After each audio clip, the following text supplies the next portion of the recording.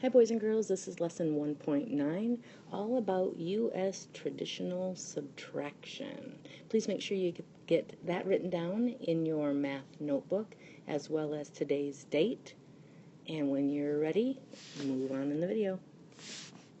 So the first thing I want you to do is I want you to think about 50 minus 26. What would the answer to that be? I've written the equation with a letter in to stand as a variable because it's an unknown right now. But I want you to solve that mentally. Pause the video while you do that, and after you have an answer, unpause.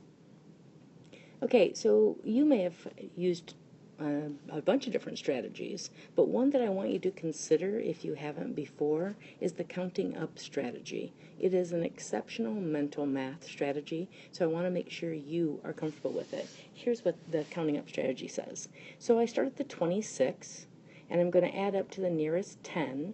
So from 26, I'd add 4 to get to 30. Then I'm going to continue to add up to get to the 50. So from 30, I need to add 20 to get to 50. When I put together the parts that I had to add on, the 4 and the 20, I get 24. That is a counting up strategy that is a really good one to know. So if I went a little quick for you, replay it and make sure that you can get the steps. But we're going to go on and do another problem on the next slide. So I want you to try it with this problem. 40 minus 27 equals k. Equals the unknown. So try and use the counting up strategy to solve it. Pause the video while you figure that out, and then go on to the next slide when you have it. So 40 minus 27, I would count up from 27 to 30, because that's the nearest 10. That's going to take me 3.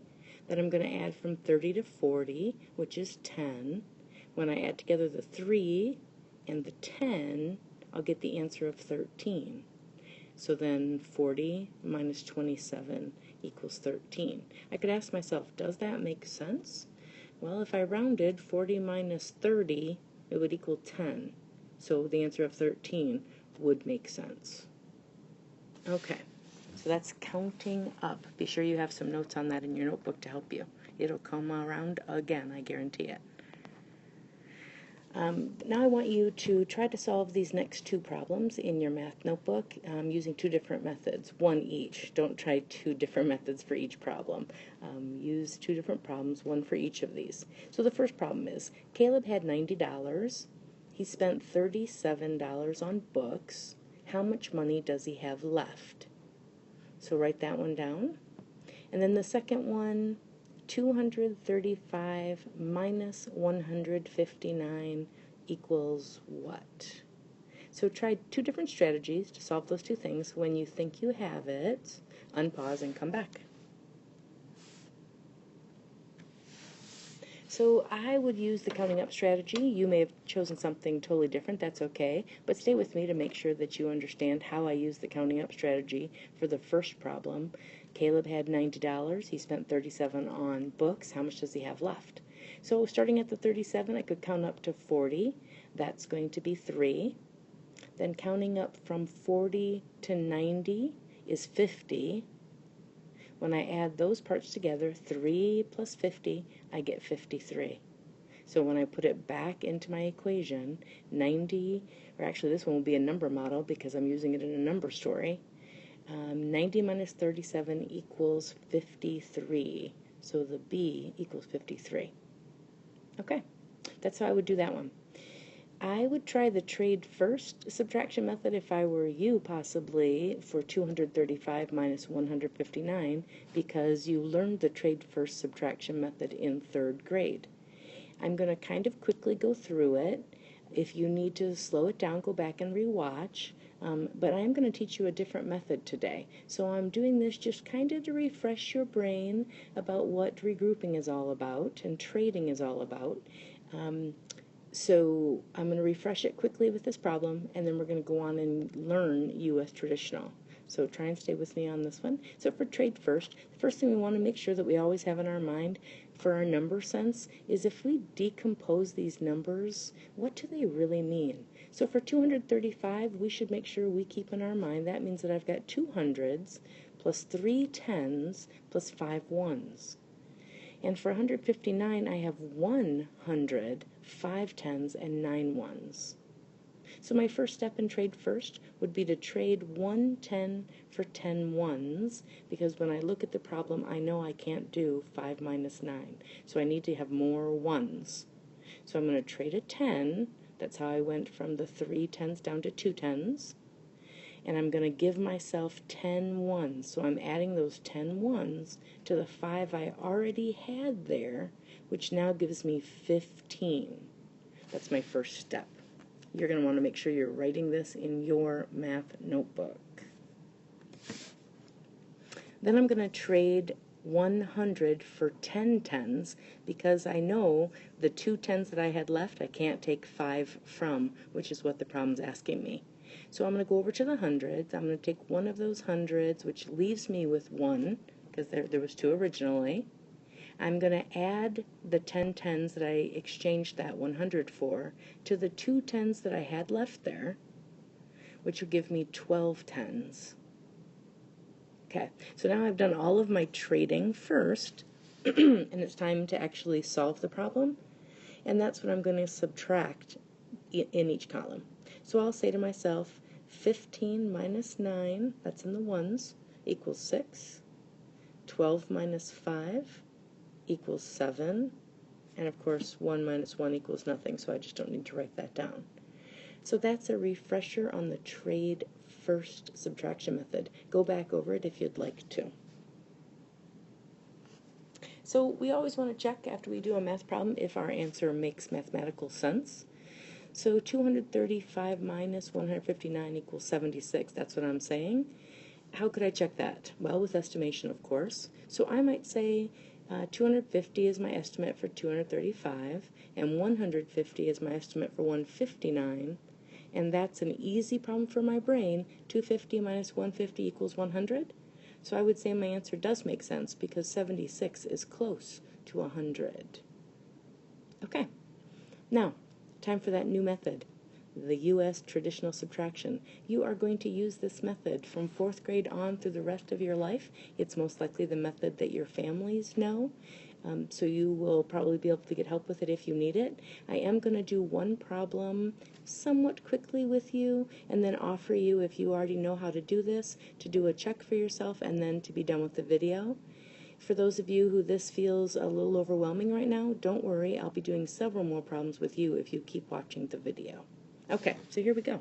Make sure you have U.S. traditional subtraction written at the top of the next section of your notebook, because we're going to learn it. So the problem that we're going to start with is 425 minus 278, and I put a letter in as a variable for the unknown. And we want to make sure, again, that we understand what we're looking at when we look at those numbers. So for 425, we know that means I have 4 hundreds, 2 tens, 5 ones. And for 278, I have 2 hundreds, 7 tens, and 8 ones. So for U.S. traditional, the first step, I'm going to start with the ones, just like I did in trade first. But this time I'm going to totally take care of them. So when I look at the ones, I can see that the 8 ones that I'm needing to subtract is greater than the 5 ones that I originally have. So I need to regroup. So to do that, I'm going to trade 1 10 for 10 ones. So you see I went to the tens column, I borrowed 1 from the 2 that had been there, leaving 1, and I added that 10 ones to the 5 that I originally had, giving me 15. Then I'm going to go ahead and do the subtraction. 15 minus 8 is 7. That's step 1. Step 2, I'm going to go to the tens. Since I'm needing to take away 7 tens from the 1 10 that I have left, I know I can't do it. I need to regroup. So I'm going to go trade 100 for 10 tens. So there were originally 4 hundreds. I'm going to take one of them, leaving me with 3, so I'll write that. And I'm going to add the 10 tens that exchanges for to the 1 that I had left, which now gives me 11 tens. I'm going to say 11 minus 7 equals 4. Step 3, I'm going to go to the hundreds. I don't need to regroup because 2 hundreds is less than 3 hundreds, which is a good thing since this is only a problem in the hundreds. I would have nowhere to borrow from or to trade. So 3 minus 2 hundreds equals 100. So my answer is 147. 425 minus 278 equals 147. Actually, I should probably make sure we have this making sense to ourselves. So we might say 400 minus 300 equals 100 as an estimate, and we're going to say that we are close with that. I know it's 47 higher, but I rounded down on my 400 and only a little up on my 200, so it would make sense. Okay, so if you think you're secure with this method, because I know a lot of you told me that you already knew how to do traditional subtraction, then try this problem. It's problem number 1 on page 21 in your math journal. Pause this while you solve it, and then check the next slide to see if you have the answer correct. So there is the problem worked out. The answer is 19. If you got that and you are feeling confident, you can stop the video and then just go complete Math Journal pages 21 and 22 and be ready to have a conversation in group. If you're not there yet, don't worry. We're going to go over a few more problems together, and here we go. So the next problem that I want you to work is 605 minus 357. And we want to refresh our brain for what those numbers actually mean. That's what the top line is. And then let's look at the steps. So for step 1, we're going to start with the ones. 7 ones is greater than the 5 ones that I have, so I need to regroup. I'll go to the tens. Problem is there isn't anything in the tens, so I need to trade 100 for the tens. I mean, for 100 for tens, so that I can borrow one. So let's look at this. So I go over to the hundreds. There were 6 there. I borrowed 1, leaving me with 5. I put those 10 tens in the tens column, added to the 0 I originally had, which gave me 10. But I'm not done. I still haven't borrowed or traded to get any ones. So I'm going to take one of those tens, which leaves me with 9, and add that 10 to the 5 ones that I had there, which gives me 15 ones. Then I can do that subtraction problem. 15 minus 7 equals 8.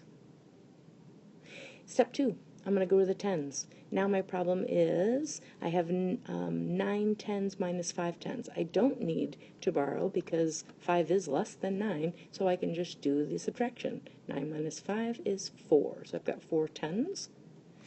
On to step 3. Go into the 100s. I had 5 100s. I'm taking 3 of them away, so 5 minus 3 equals 2. My answer is 248. 605 minus 357 equals 248. Does it make mathematical sense? I would answer that, yes. I think it makes mathematical sense because I'd round the 605 to 600 and the 357 to 400. Counting up from 400 to 600 is 200, and 248 is close to 200, so it makes sense. Let's try another problem. So this one I wanted to give you because it has 2 zeros there, and I didn't want you to be thrown off as to what to do when you saw a problem like that. So if you are still wanting some help, keep listening. If not, you're going to go to those math journal pages. But here's one more problem for you. So make sure you understand what we're looking at as far as the numbers go, what they actually stand for if I decompose them. And then we'll start with step 1. So I'll start with the ones. Here's the problem. I can't take 7 away from nothing. If I go next door to the tens, there's nothing for me to borrow. So I again am going to have to go to the hundreds. I'm going to trade one of these hundreds, leaving me with 4. That gives me 10 tens. Adding the 10 tens to the 0 that were there, I now have 10, but I need to trade one of those in to get some ones, So I will leave myself with 9 tens, and I will add the 10 ones then to the